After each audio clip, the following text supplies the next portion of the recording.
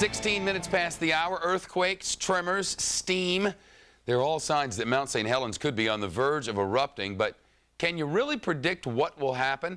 Let's get some insight on the science from the U.S. Geological Survey's volcanist, Larry Maston. He joins me on the phone from Cascade Volcano Observatory in Vancouver. Good to talk to you, sir. Thank you. What makes them so sure something big's about to happen? Well, for the past several days, we've seen a swarm of seismicity that's larger than anything we saw really since the events leading up to the May 18th, 1980 eruption.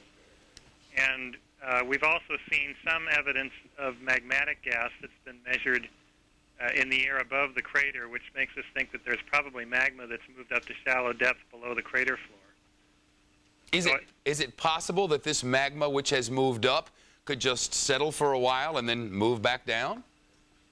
Well, it's probably not going to move back down. The one thing that we have considered is that it will come up and perhaps form a new lobe on the lava dome that grew between 1980 and 86 in the crater.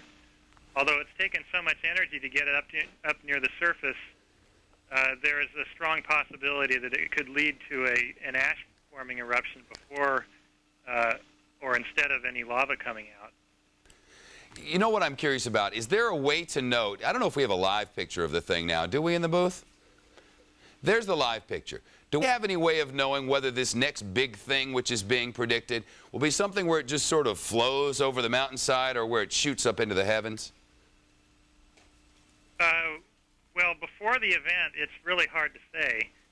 But, you know, there's all sorts of ways of saying during the event, even if it's at night, for example, we can pick up these sorts of things on radar that normally detects rainfall. We can pick up ash that's in the air. But in advance of the event, it's pretty hard to say whether you're going to get lava or an ash-producing eruption. I guess in 1980, this thing killed people 5 miles away or more. Is there a way to know whether these folks from the media and others who are watching from 8 miles away are safe? Well, the events that happened in 1980 were pretty unusual because the lateral blast that killed 57 people on May 18th was actually caused by a major landslide that took the north flank of the volcano away. And since the volcano now is not this symmetric cone-shaped mountain that existed in 1980, it's got a crater there, and there's not really a possibility of a major landslide that could produce a lateral blast. So we think they're probably fairly safe, although there could be ash fall during an eruption that could disrupt transportation and be rather inconvenient for them. Well, I should say. Larry Maston, thanks very much. The United States Geological Survey's volcanist. I love that word, volcanist. Has nothing to do with Star Trek at all. Coming up from Studio B, Vice Presidential candidates Dick Cheney and John Edwards will get at it tomorrow night. How will last week's debate between President Bush and John Kerry influence tomorrow night's duel?